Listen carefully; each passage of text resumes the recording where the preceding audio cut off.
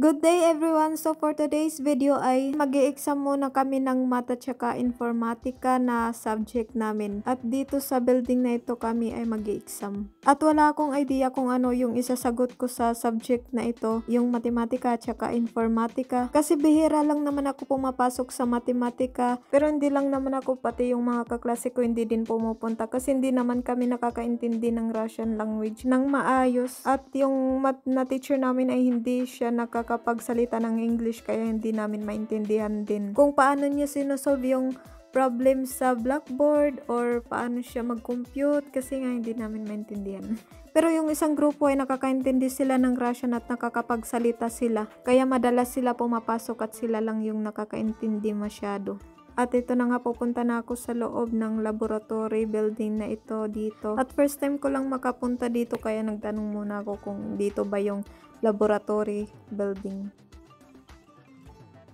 At andito na nga ako sa loob ng classroom at sinasagutan na namin yung Matematika at saka Informatika na subject, at mabuti na lang yung teacher ay lumabas at pwede kaming gumamit ng cellphone. Kaya minisage ko muna sa messenger yung ate ko kasi alam niya yung math. At binigyan din ako ng mga African mates ko ng sample kung paano ito i-solve. Kasi hindi talaga namin alam kung paano ito i-solve. Iwan ko kung saan sila kumuha ng isasagot namin dito. At ito naman yung Informatika ay minisage ko yung boyfriend ko kasi hindi ko alam yung meaning at saka hindi naman ako pumapasok din ng Informatika. Kaya yun, nagpatulong na lang muna ako sa boyfriend ko kasi wala lang, pero up to 10 lang naman yung dapat namin sagutin.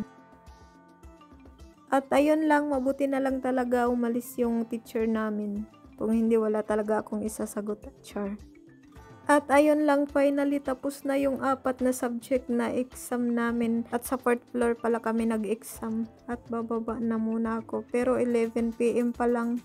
Kaya mag-aantay muna ako sa labas doon sa bench. Kasi yung boyfriend ko ay always 12 PM yung lunch time nila.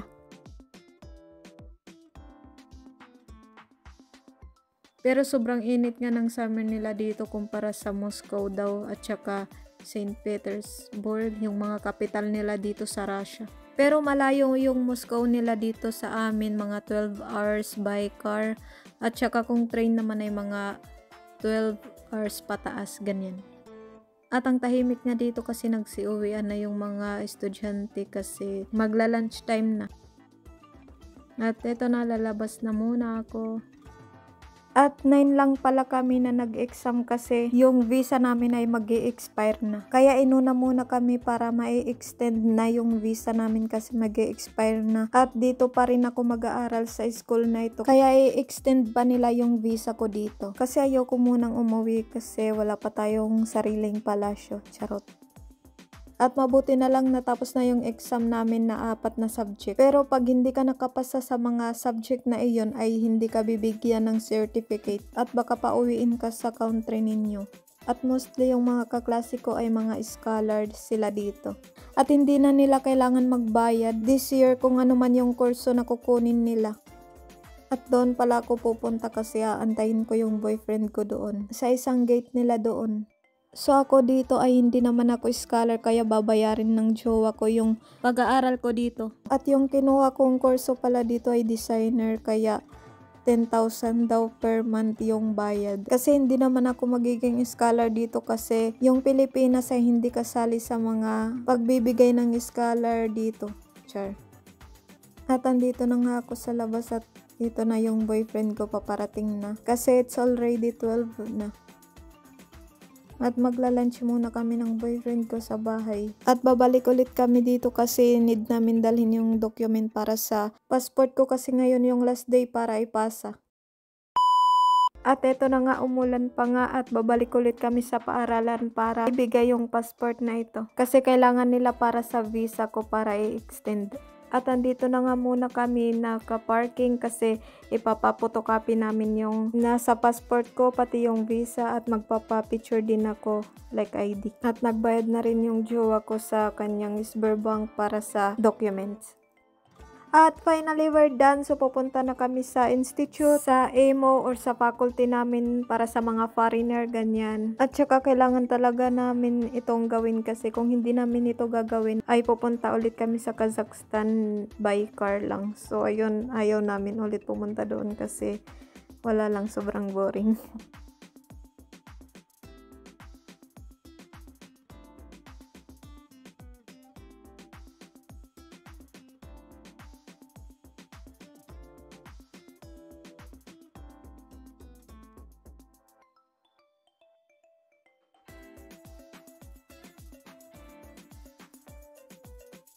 At dito pala yung faculty namin. At syempre nasa tabi ko lagi yung boyfriend ko kasi hindi naman ako nakakaintindi para may pag-translate. Sure. At finally tapos na namin gawin ng boyfriend ko yung documents ko at sila na bahala doon. At pauwi na ako at naglakad na lang ako kasi yung boyfriend ko late na sa kanyang work kasi may bago pa siyang task sa work.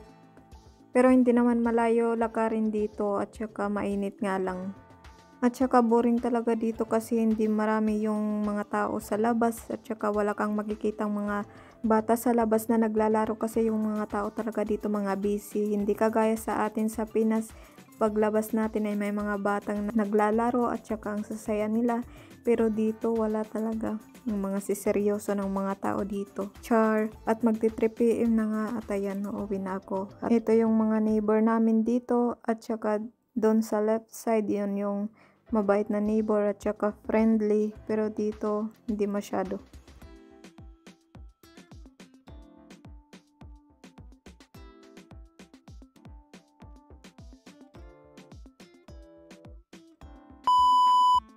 At yun lang naman for today's video at ngayon naman ay gagawa na ako ng pancake para sa boyfriend ko at saka sa papa niya kasi yung bread or pang-snack niya ay naubos na. Kaya gagawa muna ako ng pancake. At linaki ko na yung size kasi nakakatagal pag maliit. Kaya yun. At medyo burn siya kasi may jam siya sa loob. Char.